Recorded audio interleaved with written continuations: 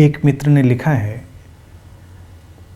कि विज्ञान भैरव तंत्र की सिर के 7 द्वारों को बंद करने की जो ध्यान विधि आपने बताई थी, उसमें सांस भी रोक लेने से अधिक देर तक उसे किया जा सकना संभव नहीं हो पाता। तो क्या रुक रुक कर इसे करना चाहिए? वो विधि थी कि 7 द्वारों को बंद कर लो, आंखें बंद कर लो, मुंह बंद कर लो, कान बंद कर लो, नाक भी बंद कर लो। तो अचानक तुम्हारा मन स्टिल हो जाता है।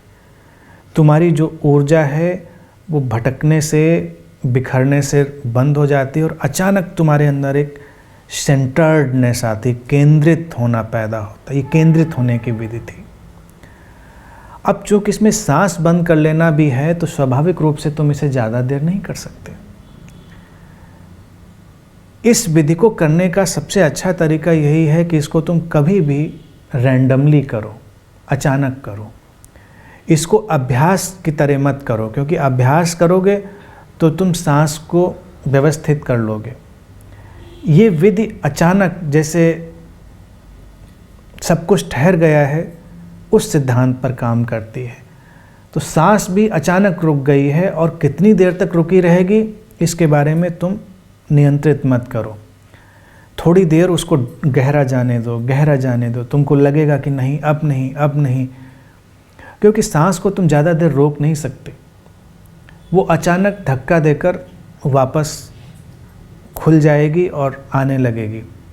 ऐसा नहीं होगा कि तुम समाप्त हो जाओगे, दम घुट जाएगा। दम घुटने से पहले ही तुम्हारी सांस वापस लौट आएगी। इस विधि को बहुत प्रयोग किया गया है, लेकिन इस विधि को करने के लिए भी थोड़ा व्यक्ति को करेजियस होना पड़ता है, थोड़ा साहसी होना पड़ता है। ये साहसी लोगों के लिए है। सांस वगैरह सब रोक कर तुम स्टिल हो जाते हो, सांस लेने की कोई चिंता नहीं, और तब सांस अपने आप आती है एक झटके से अंदर।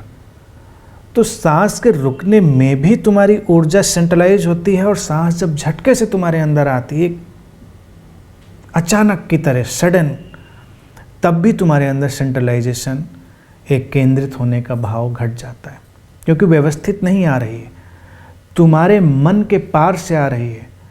और चूंकि तुम्हारी सांसों से ही तुम्हारे मन और विचार की गतियाँ तय होती हैं, और अचानक जब तुम अपनी सांस रोक देते हो तो तुम्हारा मन ज़्यादा देर काम नहीं कर पाता। वो एकदम से ऐसा अनुभव करता है जैसे किसी बड़ी ही विचित्र स्थिति में पड़ गया है। जैसे तुम छटपटाहट अनुभव करते हो, ऐसे ही तुम्हारा मन भी करता है, और उस क्षण मन के जो कंडीशन दायरे हैं वो टूट जाते हैं, टूट सकते हैं। इस विधि का बहुत उपयोग किया गया है। तो इसको अभ्यास की तरह बिल्कुल भी ना करें।